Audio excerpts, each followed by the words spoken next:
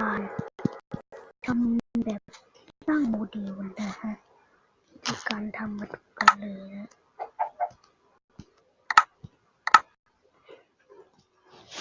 อันนี้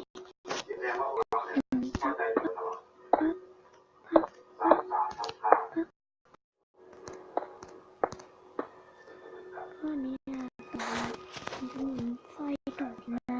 ลองนั่งดูรู้สึกมันจะดูดนะนั่นแหละแล้วต้องปั๊บแล้วเราเอาไข่อะไรก็ได้นะมาตั้งเป็น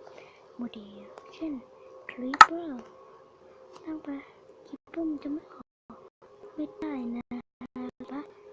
มาตั้งเป็นโมเดลนะฮะได้เลยเจ๋งมากนะเจ๋งโคตรเลย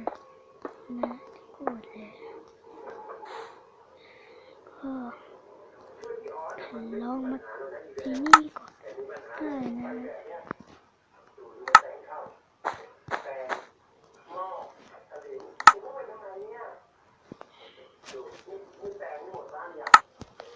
นี่นะแต่งโมเดลได้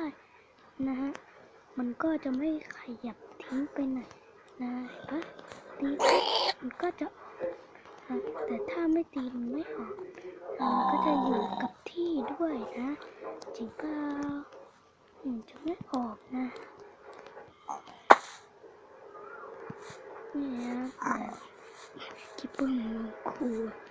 ก็ขอลาเพียงเท่านี้นะฮะ